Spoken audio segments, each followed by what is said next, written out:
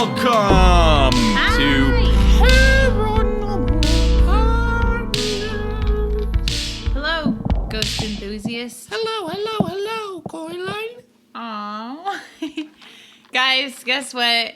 It is snowing here in Lincoln, Nebraska. It is October 28th. I'm very, very upset about it. Livid. I'm very angry. Like, it's all I've been talking about to Eric the last however many days, how upset I am that I feel like Halloween's getting skipped over, like, especially this year. Like, it's always been a thing. It's always been a problem. Where Each year it gets worse. Yeah. I'll admit that. It really does. It's less and less of Halloween. Oh, let's just do trunk or treat. We won't have the kids walk around anymore. That's how they get razor blades in their apples. True. When but I was a kid, getting a razor blade in your apple is one one of the little joys of life. It is. It's kind of like, you're like, yeah, Tom just ate the apple. Chickens eat rocks to help their digestive system. It's like eating a rock. You eat a razor blade, you're gonna shred some fat. Some baby fat. Yeah, you're gonna grow up fast. You know, that's what the world is about. And yeah, you're gonna have to grow up fast because you only get, 12 hours to live. So you gotta swallow a razor blade. 12 hours to live? Yeah. It slowly shreds your intestines. And you bleed out from the inside. Oh, jeez. Well, I just imagine they just bite it and they cut their lip or something. That's pretty bad if they'd eat it, though. I don't know. It's preparing them for the real world. Kids need to learn it's not just stupid trunk or treats, It's sometimes biting in an apple and finding out it's a razor blade cutting through your body. You know who you sound like? Who? You sound like Red Foreman from that 70s show. Eric, you're going to go trick or treat. This is what I used to do. You're going to trick or treat or I'll shove my foot up your ass, dumbass. No, is it dumbass? Yeah. Yeah, it is. Yeah, okay. I'll shove my foot up your ass, you dumbass. I love that show. So good. We gotta watch the Halloween episode. One of my favorite parts about Halloween is all the different Halloween episodes. Shows. That's definitely a good point. Love Halloween episodes. That's kind of underrated point. Yeah. Those are always fire. One of my favorites is the Everybody Loves Raymond and Roseanne. Those two shows have amazing Halloween episodes. I highly recommend watching. I'll tell you one too.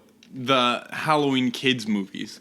Yeah, I love like Nevercracker. Actually, I'm planning on buying Halloween Town. I was just say I'm planning on buying Halloween Town for the Halloween movie that we watch. Yeah. Yeah, no. And not to mention Luigi's Mansion 3 coming out. Yes, that's all Eric has been talking about. Are you kidding me? Luigi's Mansion was childhood. I know. I played Such Luigi a good Mansion game. on GameCube. What'd you play it on? GameCube. You did? Yeah, duh. I don't even think it's on anything else. Oh. It's probably on Wii. Maybe. You think I'm that generation? Yeah, I thought you were a Wii. I thought you were a Wii generation. What? I'm 2 years younger than you. Chill. 2 years is a big difference in the gaming world. You never even had a Game Boy, so don't ask me. Yeah, I did. Game Boy Advance Color, SP. I had a Game Boy Advance. SP Color? I don't know what that means. Exactly. I had a Game Boy Advance. Exactly. Exactly. Okay, it's like one of the square ones. Do you still have it? Because I still have mine. I still have mine. I just don't think it works anymore. Mine works. We're gonna Pokemon battle. Okay, get this, team. I guess we're a team now. Get this. We're gonna live stream us Pokemon battling on our Game Boys sometime. Yeah. I'll have to comment who you think's gonna win. I'll have to call my mom and ask I have mine in that shelf. That shelf right there. It's in there. It would be the most random thing to call my mom about. Hey mom, can you look for my Game Boy Advance? She probably wouldn't even know what that is. She's like, I want that for you. What is it again? I remember my parents took me to Denver when I got that. And I literally would fold it open, and I'd walk around the hotel and pretend like I was planting a bomb. And then I'd get dee, and then I'd close it, and then I'd run away. And I'd see what people would do. What a demented child. What were your parents doing? They're just like, oh, he's enjoying it. Little Eric, pretending to set bombs.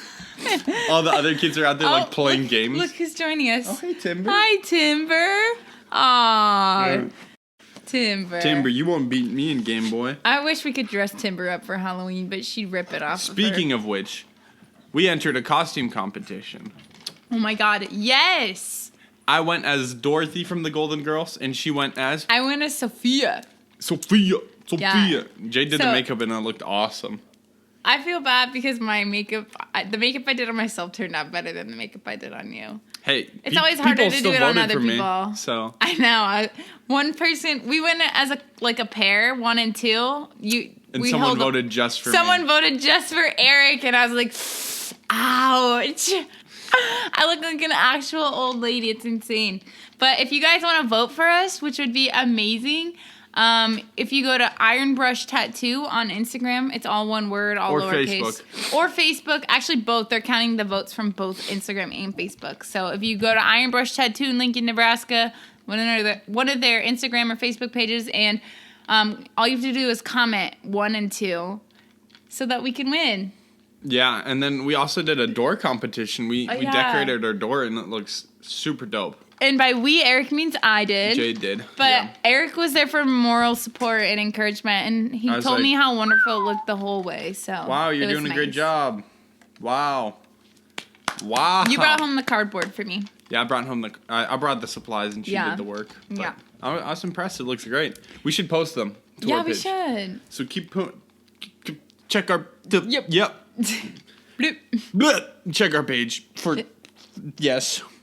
Okay, do you want to go first or should I go first? Today we're doing encounters. I'm pretty excited about mine. I kind of want to go first. Go for But it. one more thing. We want to do a special episode on Halloween. Do you think that's still doable for us? Yes, we can do a Halloween.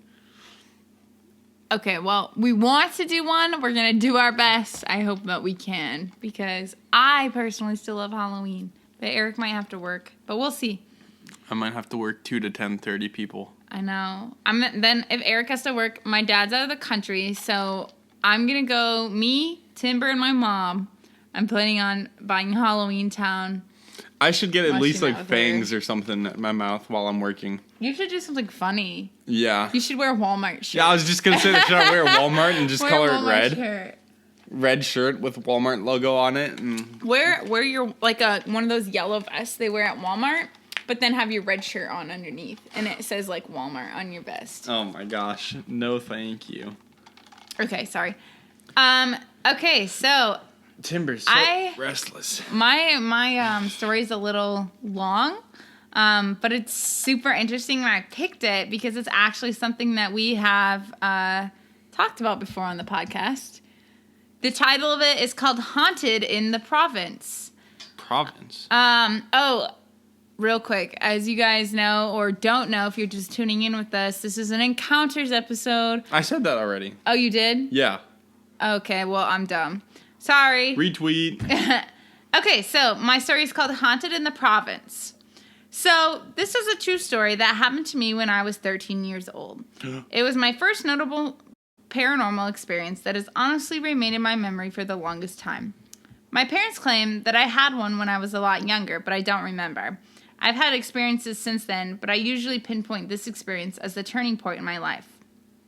I've only told this story to my husband and my family, and I have never really made it public.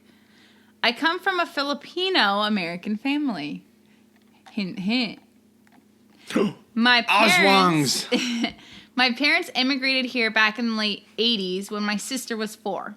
I was born in the States in the early 90s and grew up in a pretty average community here in the USA, making tons of friends from different cultural backgrounds. I was lucky to have the opportunity to grow up in a pretty diverse multicultural area. My parents, coming from the rural provincial life, provincial, right? Or is it provincial? Yeah, it's provincial. Prostanto. Provincial life in the Philippines brought a lot of folk stories with them to this country. Stories of the Aswang, which is the Filipino vampire, which we did an episode on. No. If you guys want to know more about it. No. The Capri, which is a Bigfoot. Tianak, which is a demon baby. Gosh. And the Duwende, which is goblin men. And finally, the Manananggal, which is what she says is a quote creepy ass demon. Google it. It is creepy. It is really creepy, and it is also in our episode. It's called Screams in the Philippines, if you want to know more about some of these creepy Philippine creatures. This goblin man sounds interesting. Duende? Duende. I might be saying that wrong. Whoa. But anyway. That wasn't supposed to be offensive. I was just trying to imitate a goblin noise. I wasn't making fun of, like, any tribal stuff. Okay. So, even as a kid, though, I didn't believe half the stories they told me. Mostly because my sister and all my friends at school didn't believe in a lot of hooey. Hooey. That's hooey. We also watched a lot of scary movies during sleepovers. It was the 90s, and my parents and my friends' parents didn't really care as long as they told us the disclaimer that it is all camera tricks, it is not real, or it's just ketchup. I used to always think, like, it was just ketchup when I was a kid. Yeah, and then you found out that they actually got murdered. No. They do, people. I meant, like, I thought fake blood was ketchup. But I think it was in Psycho. That's no where way. That's where the thing comes from. Yeah. Because it's black and white and they squirted it in the shower drain. That makes sense. Anyways. Fact check me, people. Anyways, I'm giving you all this background information because I didn't believe in ghosts and all things paranormal or out of the ordinary, even as a little tyke. Despite the stories my parents told, they would tell it to us as if it were fairy tales. I didn't believe anything until my trip to visit my mother's province in the Philippines. It wasn't the first time I visited, but it was the first memorable time for me as I was only 3 when I first went. We spent a week in Manila and then took a bus up north to the province where my mom's family is from. I'm going to butcher this. Ilocos? Ilocos! She grew up in a small rural town where generations of my family lived their lives and eventually passed on so that the next generation can live their lives too. With that being said, my sister and I were told that it was a place full of spirits. Some were ghosts of our ancestors who would like to greet us, and some were natural spirits. I'm sorry, I'm starting to laugh because Timber's going ham, itching her own butt with her mouth. Timber. Oh my god. She's like curled up in like curled in a freaking perfect ball, biting herself. What are you doing, girl? I'm Timber. sorry. I shouldn't laugh at her misery. What are you doing? Oh, my sweetie. Oh, now you're sneezing? Oh, sneeze it out, my sweetie. I'm sorry, that was so funny. Okay, back to what I was saying. So I was told that it was a place full of spirits. Some were ghosts of our ancestors who would like to greet us, and some were nature spirits, the duendes, so the goblin men. Duendes. Who would like to interact with these new faces. My sister and I, teens by this age, were used to my mom and dad telling us these things and brushed it off as weird, as fairy tales, and as spooky. When we arrived at my mom's village, we were greeted by family members of a bunch of people we never knew that we were related to. I can so relate to that. I have no idea any of my family. Besides my immediate family. Great aunts, great uncles, great uncles, distant cousins, and the like. I swear it was the whole village. But we also got to see the wonderful grandparents. Oh, not my wonderful. Oh, okay. The wonderful grandparents. The wonderful. Sorry, got to see my wonderful grandparents. The following day was normal. Played games with my cousin, explored the village, hung out with the kids my age who wanted to know all about my life in America while I wanted to know all about their lives here. Makes sense. That's usually how it goes. We were allowed to play almost anywhere except on private property, the cemetery, and anywhere that looked gated off. We were also told by our elders to never go to the burned house next to where my grandma kept the chicken coop. Oh gosh, burned house? It belonged to my mom's eldest brother, but it burned down a year ago. Not only was it dangerous because it was in ruins, but because spirits were said to inhabit the place now, and it needed to be cleansed before they can clear it and rebuild something on it for my uncle and his family again. In particular... Did you hear something? Yeah. What was that? That's like a meow. It sounded like a cat. That's 1,000,000% a cat. Timber, was that a cat? Do we have a cat ghost in here? Meow. Definitely heard a meow. Okay, just gonna ignore it. In particular, the duende were said to inhabit the place now. So that's the goblin men. If we were to pass the place... Oh, Timber just put her nose up to the... This episode is all over the place. Sorry. If we were to pass the place, we were told to yell, "Bari Bari Po," while pulling on our earlobes as a sign of respect to let them know we were passing. Whoa, that's creepy. Bari Bari Po! Bari Bari Po! Needless to say, I didn't care to do it. My sister, cousin, and I decided to explore the place out of boredom. Logically. Always do what your parents tell you not to do. Makes sense. I don't know. If it was me, I'd be too scared. Anything else, my parents were like, don't go there. Timber, oh my God. Yeah, right. You're so into ghosts and stuff. You'd be like, heck yeah. Yeah, you're probably right. Yeah. So, that night, while going to the bathroom, which was an outhouse, by the way, I was waiting outside the door for my sister to finish up so we could walk back to the house together with the one flashlight we were sharing in the room. While waiting, I heard laughter. First, it was one laugh, a sort of giggle, which sounded like it came from one person. Then a second laugh came, this time from a different side. Okay. Behind a rock near the pathway that led to the chicken coop in the burned house.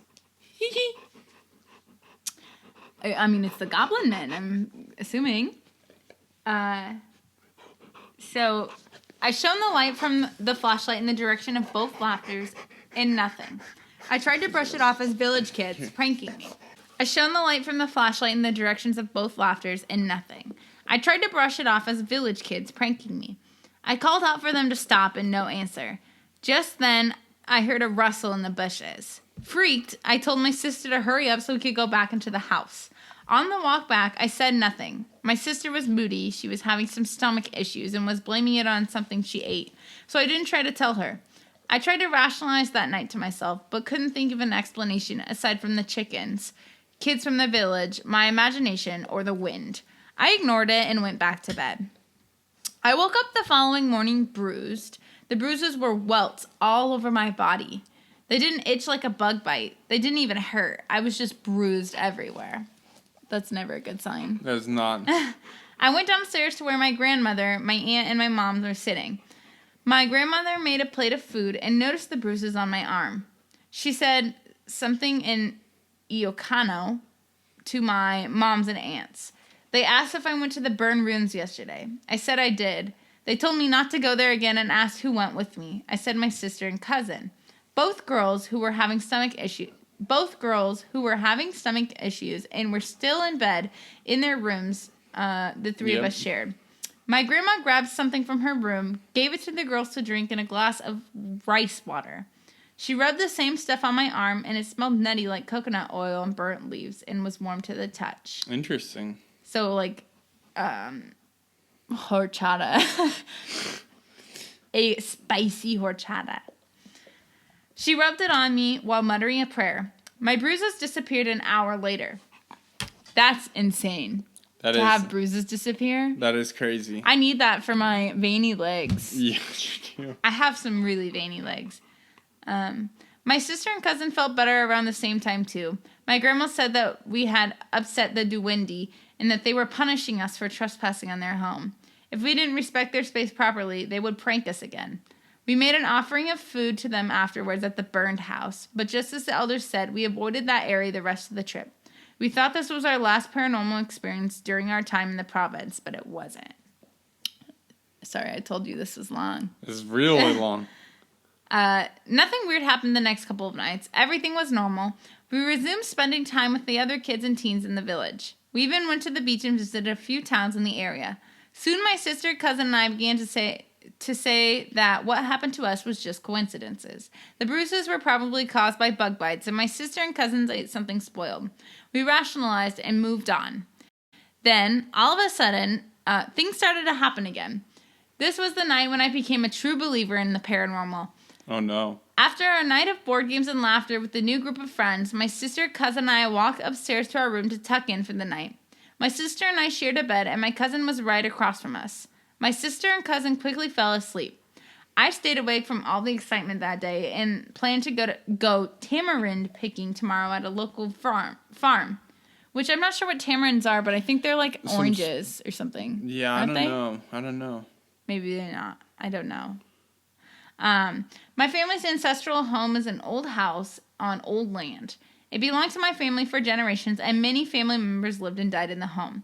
It was made of pure hardwood, both outside and inside. Indoors, it had wooden floors and wooden stairs. It was a naturally creaky old house and had lots of odd noises caused by the wood.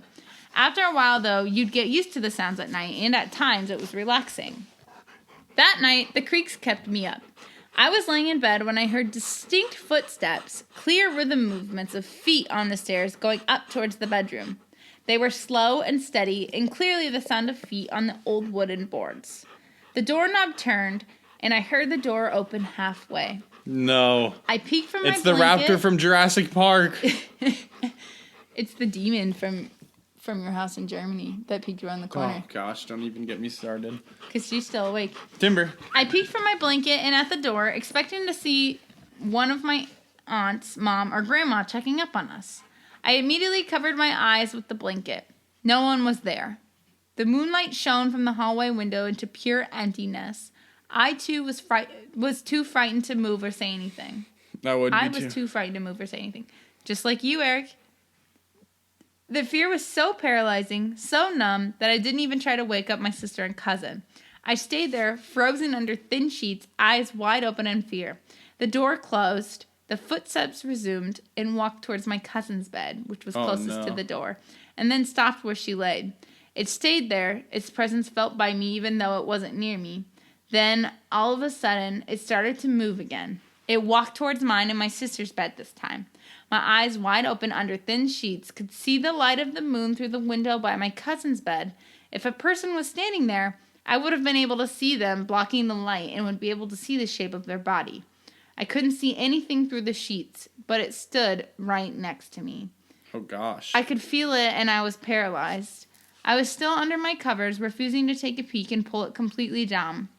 I felt it staring at me directly. It stood there for a couple minutes, but it felt like an eternity. I think I knew I was awake. So, then it decided to walk to the dresser directly in front of my bed my sister and I slept on. I heard the lid of an old, artistic ceramic pot on the dresser rotate slowly as if being adjusted. The footsteps then walked past me, past my cousin, towards the door, stopped again for the last time. And then, all of a sudden, the sensation of another being in the room disappeared. It was gone. I didn't know how I knew. I just knew it wasn't there anymore. I was able to move again. I know what you but mean. I stayed under the covers for the rest of the night, wide awake and terrified. Yeah, the worst ones are the ones that you can feel. Yeah. Like when you just know there's something there and they affect your mood. Yep. Those are the terrifying ones. For sure. For sure. The next day after breakfast, I sat in the living room with my sister and cousin watching Filipino game shows. We were mostly, which I'm very interested what a Filipino game show is. I bet it's dope. I bet it's really dope. We were mostly quiet during our meal and didn't say much to each other. My sister, out of nowhere, asked us, "Were one of you walking around the room last night?" My cousin said, "Oh my God, did you hear the footsteps too?" My sister said yes. I told them my side of the story, and we all heard the same exact thing. My cousin, who was braver than my sister and I, took down her covers and saw nothing in the room walking, but could clearly hear it. We told our grandmother immediately, and we told my grandma, aunt, and mom the story. The first thing my grandma asked us is if any of us felt sick. We said no.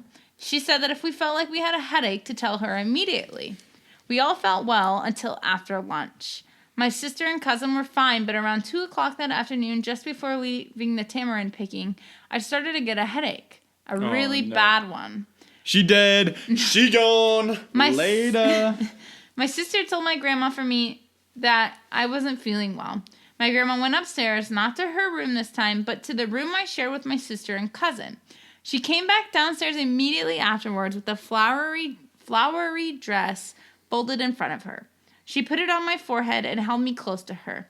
I heard my grandmother begin to mutter, not a prayer this time, but like she was talking to someone, as if she was having a conversation to another person. After a few minutes, she gave me plain water to drink, and I felt better. My mom told me later on, when we were back in the USA, that the dress belonged to my grandmother's sister. The room we were in was hers, and the vase was hers too. The bed my sister and I slept in was hers, and that we were being visited by her spirit. Interesting. I asked my mom what the purpose of all those blessings were when we arrived, and why my sister and I still had haunted experiences on the trip. She said it was to protect us from worse things happening. Dang. I didn't believe in ghosts and natural spirits like the Duendes until the trip. Since then, I've been more open to paranormal experiences and the hidden world. I have had other experiences since then here in the USA, but this one for me is my first memorable experience I've ever had with the other world. Yeah. That's crazy. If that's like not... I want to know what's worse than that, like, than things messing with you. Because I personally would rather have a spirit just manifest in front of me rather than, like try to scare me and play pranks on me. Yeah, that'd be bad. No, thank you. All Sorry right. mine was so long, but I'm excited to hear yours. So, I saw what haunted my boyfriend as a child. This is very strange, and at first I thought, once again, from a woman's point of view, let's take note, people. It seems like women have more paranormal experiences, or at least they're willing to admit it more than guys. Yeah. This is very strange, and at first I thought this belonged in a dream or night terror forum. Now I'm not sure. My boyfriend and I have been together for 9 years now. I've always suffered from night terrors. Same. However, that's not something you bring up on a first date. This was back... So, I have night terrors. What kind of food do you like? This was back when my boyfriend and I had been dating for a few months and had recently started sleeping together. Scandalous. We were sleeping at his place. I woke up in the middle of the night and noticed we were holding hands. I thought it was cute but I noticed his hand was so pale and thin. I had night terrors about this as a kid, by the way. Ew.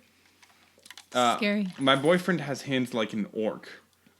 My eyes got used to the darkness, and I saw his hands crossed on his stomach while I was holding a third, pale hand. As I became aware of this, something that looked like a woman with long black hair hanging over her face sat up from behind my BF's form. Looked at me and laid back down. I stroked the hand with my thumb, as you do when you're holding hands with someone. I don't know why I did that. I just read it. Like, what the hell? You just saw She's like, a woman, like, I'm picturing Samara from The Ring. Have you seen The Ring? Yeah. The chick with her hair over her face, sitting up with her gangly and it's like, arms and skinny hands, and then just rubbing her hand, like, lovingly. Yeah. She's like, you rub her hand, she's like, goes back. How sweet. You had a nightmare like that too? Or night terror? I didn't see the woman, I just was holding a hand that wasn't there. That's creepy. This was the beginning of our relationship, so I didn't tell him about it because I didn't want him to think I was crazy. Years passed and now we're living together. He's very, very aware of my paranormal beliefs and night terrors. Out of nowhere, I came to think of that dream. Did I ever tell you about that night terror I had when I was at your house when we just recently got together? I asked him with a little laugh. I saw someone who looked like Sadako in your bed when we slept. Who's Sadako? Sadako, let me see. Sadako. I bet it's the Ring chick. Yeah, it is. Oh, that's, it's not The Ring. What is that? Yeah, that's the Ring. That's The Grudge. No, that's first appearance Ring. Oh, what? Oh, yeah, The Grudge is the one that's like... No, The Grudge is... yeah. I thought... Look up who's Samara. Samara. It's a plant. No! Put Samara... Girl. Sure. It says Samara... The Ring 2. See? Okay. I always thought that was... I think that's wrong. I think Sudoku is The Grudge. No, it says The Ring. So there. Whatever. And then... That's weird then. He said, I almost got jelly. I joked, but he didn't laugh. He got very pale and said, "Did she try to hold your hand?" I got taken aback by his reaction. Oh my God. I told him I did hold her hand and even remembered stroking it with my thumb. My boyfriend then revealed to me that that as a child, he'd have a recurring nightmare that a woman with long black hair and white hands tried to hold his hands, but he'd wake up in a panic before she ever got to him. He never told me this because he just wrote it off as childhood nightmares. Now neither of us want to think they're nightmares anymore. She goes on a little bit. That makes me wonder if part of something I'm wondering about paranormal is like when you're really close to someone like that, if you're able to like almost like sync up, like it's like a like she obviously he never told her, but they're so close, they've been together for so long that it's like a wavelength maybe some thing. weird Just like if you're playing Pictionary for a long time and then you're like, all right, I'm guessing everything. You draw a line and I know that's like Don Quixote. You just go exactly like Don Quixote. Exactly. You're like, yes. You got it, dude. You got it, dude. You got it, dude. All right. Babe, dude. Babe, dude, cool guy. Yes. Okay, so that's all we got for you. I tried to shorten it a little bit because someone... Yeah, geez, no little talk or wrap up, just... Someone was a little long-winded with... It was interesting. Someone was... Okay, fine. We'll cut out a lot of my story. I'm kidding. I'm teasing. I'm sorry. Yeah, so that wraps it up. Yeah, I don't know. What do you think? Do you think that The Grudge is real? Do you think The Ring is real? 7 days. What? You okay? That's from both the movies. I'm not crazy. Me with my Kermit the Frog sip on my Shirley Temple. Yeah. Don't forget to follow us on Instagram at Paranormal Partners or Facebook Paranormal Partners. Yeah. Vote for us on Ironbrush. Vote for us. And don't celebrate Christmas early. ParanormalAF.com. Do not celebrate Christmas early. Not till or I'm after gonna go, Halloween. crazy. Yep. Thank you.